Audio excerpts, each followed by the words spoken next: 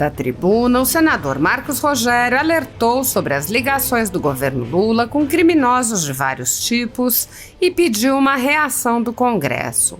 Durante seu discurso, o senador analisou a notícia de que a primeira-dama de uma facção do crime organizado foi recebida nos ministérios de Lula, enfatizando que ela foi recebida mais de uma vez justamente no ministério que deveria cuidar da segurança pública do país e combater o crime organizado. O senador ironizou: depois que o Ministério da Justiça recebeu a primeira-dama do Comando Vermelho, agora quem está pedindo é o PCC. Também quer uma agenda do Ministério da Justiça e da Segurança Pública. Agora, veja o nome do ministério: Ministério da Justiça e Segurança Pública. A agenda de segurança pública, até hoje o senhor Flávio Dino e sua equipe não conseguiu apresentar. Qual é a agenda de combate ao crime organizado no Brasil? Qual é a agenda de enfrentamento ao narcotráfico? Não tem.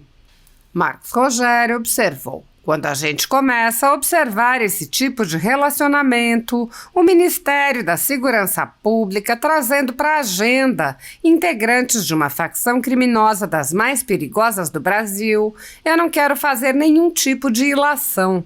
Eu só estou questionando se isso é compatível com o decoro da função de um Ministério da Justiça e Segurança Pública. Aí, quando alguém lê uma matéria de jornal ou alguém vê as imagens de algum ministro subindo alguma favela tomada pelo crime, pelo tráfico de drogas e ambientes de violência altíssima, e lá vai, sem muito aparato de segurança pública, alguém pergunta: como? Como é possível? Ora, é algo que realmente mostra que o Brasil está vivendo tempos tenebrosos, dias estranhos.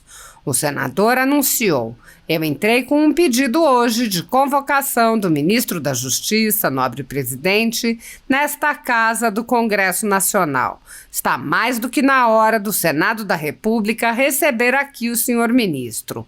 Estou convocando o ministro porque o parlamento convoca ministro. O senador Esperidião Amin, então, pediu uma parte para apoiar a manifestação e o requerimento de Marcos Rogério, apontando: eu quero ser absolutamente solidário com as suas palavras. Eu acho que não existe mais respeito à autoridade que deveria representar para o cidadão brasileiro alguém que estivesse ao lado da ordem, da segurança pública e da lei. Marcos Rogério, ao retornar a palavra, prosseguiu: quando nós observamos a agenda do Ministério da Justiça e Segurança Pública, dialogando com setores do crime organizado, nós não podemos encarar isso com normalidade. O senador lembrou que para cidadãos comuns e mesmo para parlamentares, o acesso ao prédio e aos agentes não é fácil e rebateu as narrativas de que o Ministério não teria conhecimento da identidade da referida senhora. O senador concluiu: estou aqui fazendo esse pronunciamento no dia de hoje para alertar os brasileiros quanto ao que nós estamos acompanhando, que é grave, na questão do Ministério da Justiça e da Segurança Pública, e para dizer que protocolei hoje um pedido de convocação do senhor ministro da Justiça à Comissão de Constituição e Justiça do Senado Federal. Diferente da senhora que foi recebida no Ministério de Dino, milhares de cidadãos inocentes sofrem com restrições de suas liberdades e patrimônios, mesmo sem qualquer indício de crime, e muitos já estão sendo condenados, mesmo sem terem tido acesso ao devido processo legal. Mais de 2.000 pessoas foram presas em massa a mando do ministro Alexandre de Moraes, do Supremo Tribunal Federal, e centenas permaneceram presas por vários meses. Atualmente, milhares de famílias têm dificuldades para se sustentar e sofrem com medidas cautelares arbitrárias. Essas famílias não são recebidas nos ministérios de Lula. Já há alguns anos, investigações seletivas tornaram-se comuns no país. No Supremo Tribunal Federal, o ministro Alexandre de Moraes conduz inquéritos sigilosos contra apoiadores do ex-presidente Jair Bolsonaro. Em um desses inquéritos, a sede da Folha Política foi invadida e todos os equipamentos do jornal foram apreendidos, após a Polícia Federal atestar que não havia motivos para qualquer indiciamento. O inquérito foi arquivado a pedido do Ministério Público, mas o ministro abriu outro inquérito de ofício e compartilhou os dados do inquérito arquivado. Atualmente, a renda do jornal está sendo confiscada, a mando do ministro Luiz Felipe Salomão, ex-corregedor do TSE, em atitude que foi elogiada pelos ministros Luiz Roberto Barroso, Alexandre de Moraes e Edson Fachin. Há mais de 28 meses, toda a renda de jornais, sites e canais conservadores está sendo retida sem qualquer base legal. Se você apoia o nosso trabalho e pode ajudar a Folha Política a continuar funcionando, doe qualquer valor à empresa Raposo Fernandes através do QR Code que está visível na tela ou através do código Pix ajude@folhapolitica.org. Caso não utilize Pix, há a opção de transferência bancária para a conta da empresa Raposo Fernandes, disponível na descrição deste vídeo e no comentário fixado no topo. Há mais de 10 anos, a Folha Política vem mostrando os fatos da política brasileira, enfrentando a espiral do silêncio imposta pelo cartel midiático que pretende controlar o fluxo de informações no Brasil. Pix ajude@folhapolitica.org. Assista. Hoje, o noticiário brasileiro amanheceu tomado por manchetes de jornais, o Estadão, Revista Oeste, o Globo, enfim, a mídia brasileira como, assim, toda ela trazendo um destaque, uma manchete que me chamou muita atenção. Ministério da Justiça recebeu mulher de líder do Comando Vermelho para 2 reuniões. A Revista Oeste, Flávio Dino se manifesta sobre caso de reunião com mulher de líder do Comando Vermelho. O Globo, Ministério da Justiça recebeu dama do tráfico de facção em agendas e oposição questiona encontros. Bom, depois que o Ministério da Justiça recebeu a primeira-dama do Comando Vermelho, agora quem está pedindo é o PCC, também tem uma agenda no Ministério da Justiça e da Segurança Pública. Agora veja, o nome do Ministério, Ministério da Justiça e Segurança Pública. A agenda de segurança pública, até hoje o senhor Flávio Dino e sua equipe não conseguiu apresentar. Qual é a agenda de combate ao crime organizado no Brasil? Qual é a agenda de enfrentamento ao narcotráfico? Não tem. Não tem. Aliás, um dos piores indicadores é justamente a falta de ação efetiva de combate ao crime organizado por parte do governo federal, por parte do Ministério da Justiça. E aí, os fatos e as evidências começam a demonstrar por que é que o Ministério da Segurança Pública não tem política efetiva de enfrentamento à violência, ao narcotráfico, que antes acontecia nos morros, que antes acontecia nos grandes centros, que antes aconteciam nas grandes cidades, que antes dominavam os presídios, agora também estão ocupando áreas, inclusive, de reservas brasileiras. E por que é que não tem uma política pública? Quando a gente começa a observar esse tipo de relacionamento, o Ministério da Segurança Pública recebendo para a agenda integrantes de uma facção criminosa das mais perigosas do Brasil.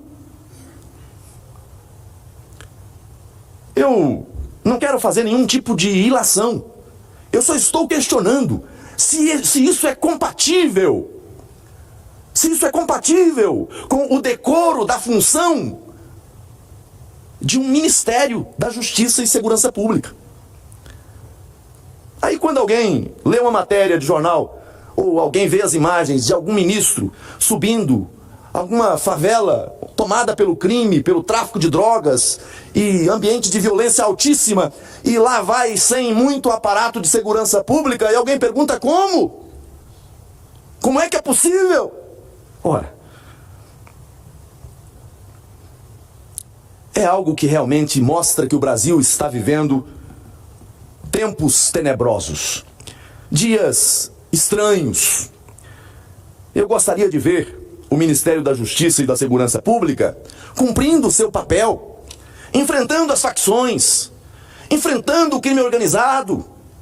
Olha, nós nunca tivemos, do governo do presidente Bolsonaro, foi o período em que houve os melhores índices, os melhores resultados no enfrentamento ao narcotráfico brasileiro, foi nessa época.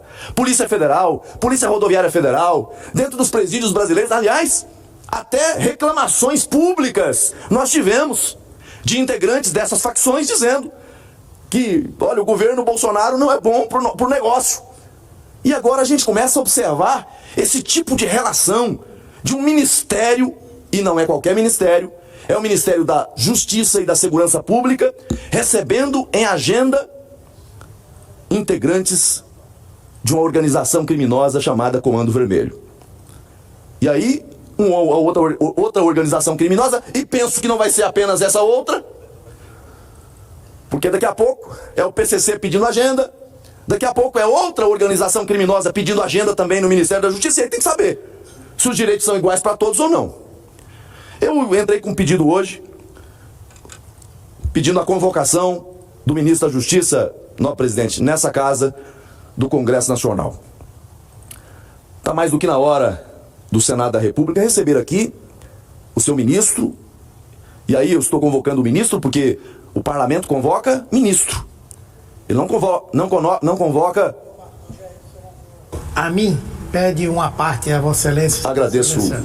Agradeço a sinalização de Vossa Excelência e concedo a parte com muita alegria ao nobre senador Expedião Amin.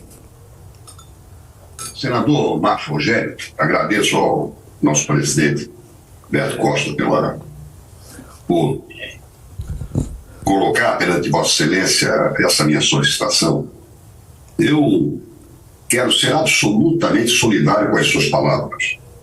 Eu acho que não existe mais respeito à autoridade que deveria representar para o cidadão brasileiro alguém que esteja ao lado da ordem, da segurança pública e da lei. Isso que o senhor mencionou há pouco. Se o PCC se considera com os mesmos direitos, e o Comando Vermelho também se nivela na expectativa de também dialogar e ser recebido pela principal autoridade do país, do Executivo brasileiro, que tem como competência promover a justiça, ou seja, o direito, as leis e a segurança pública. Realmente eu acho que o seu pronunciamento é mais do que oportuno. Ele vem ao encontro, pelo menos, dessa frustração que os brasileiros estão sentindo com o absoluto descuido do governo federal em relação a lutar a favor da segurança pública. Manifestar isso com ações, com atos. Pelo contrário, sinaliza intimidade com o crime organizado. Não só com o crime, com o descumprimento da lei, mas com o crime organizado. E é isso que o senhor está focalizando. Isso. Por isso que eu estou lhe pedindo essa breve intervenção para estimular pensamentos e manifestações como as suas. Como os seus pensamentos e manifestações. E para concluir, eu lembro uma frase do ex-presidente Jânio Quadros que me parece muito oportuna em face dessa intimidade demonstrada pelo crime organizado com a principal autoridade do Executivo. Intimidades, dizia o Jânio Quadros, geram filhos e aborrecimentos. Neste caso, os filhos são a impunidade e o mau exemplo, e os aborrecimentos são de todos nós da sociedade brasileira. Cumprimentos pela sua fala. Obrigado. Agradeço ao nobre senador Expedião Amin e incorporo a sua fala muito oportuna e enriquecedora ao meu pronunciamento. Esse é um tema que nos preocupa muito, porque a violência no Brasil é crescente, e quando nós observamos a agenda do Ministério da Justiça e Segurança Pública dialogando com setores do crime organizado, nós não podemos encarar isso com normalidade. Quem já frequentou o Ministério da Justiça, e eu já o fiz algumas vezes, na época do ex-ministro Sérgio Moro, na época do ministro Anderson, e mesmo antes, lá estive, sabe da burocracia que é para ingressar no Ministério da Justiça. É um protocolo rigoroso e não poderia ser diferente. Trata-se do Ministério da Justiça e da Segurança Pública. Hoje eu estava a acompanhar a mídia nacional e observei a fala de um subordinado do Ministério tentando ali passar uma narrativa à população brasileira que, olha, essas pessoas, essa senhora foi recebida lá porque foi acompanhada de uma ex-deputada. Olha, atentai bem, Brasil, como diria Mão Santa nos seus velhos e bons tempos do Senado Federal. Se a casa está assim, tá complicado, né? O Ministério da Segurança Pública recebendo uma ex-parlamentar que vai com a comitiva, ninguém é identificado na entrada pela maneira como ele falou, porque se é identificado, basta dar um Google. Basta fazer ali, mandar para o setor de inteligência do Ministério, que em 3 minutos vai conhecer a capivara de cada um. Ou eu estou faltando com a verdade? Não é assim. Vou concluir já, senhor presidente.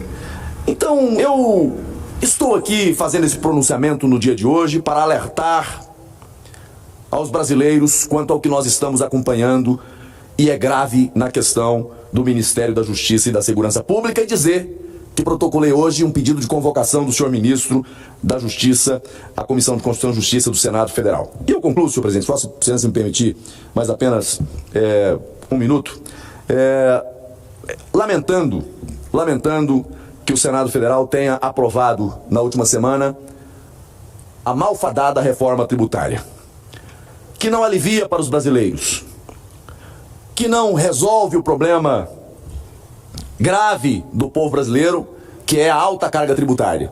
Pelo contrário,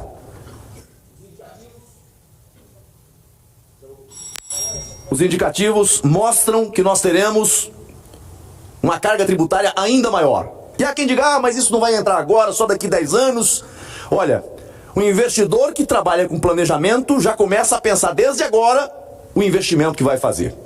As minhas posições sempre foram claras nesse plenário, contra aquele texto, contra aquela proposta. Eu sou a favor da reforma tributária, mas uma reforma tributária que simplifique, reduza a carga e distribua melhor o produto da arrecadação. Expus a minha posição publicamente, infelizmente, a votação aconteceu de forma célere. Naquela semana eu não estava em Brasília, estava com a agenda pessoal fora e não pude aqui estar. Meu voto não foi registrado favorável. E no emenda constitucional, o voto válido é o voto sim. São 49 votos necessários para a aprovação de uma emenda constitucional. Excelência, já concedi a Vossa Excelência 4 minutos além do tempo regularmente previsto. Peço a Vossa Excelência que vou concluir, conclua o seu pronunciamento. Agradeço Vossa Excelência pela tolerância. E digo que o voto não e o voto ausente têm o mesmo peso numa reforma numa emenda constitucional. Mas eu gostaria de estar aqui para ter debatido esse tema. Infelizmente ele saiu na terça da CCJ e na quarta foi votada no plenário do Senado Federal. Mas nós vamos continuar debatendo esse assunto, esse tema, e defendendo uma reforma que realmente interessa ao Brasil. Ainda tem muitos passos pela frente até que esse tema seja concluído. Senhor presidente, agradeço a tolerância de Vossa Excelência e agradeço a todos por nos acompanhar.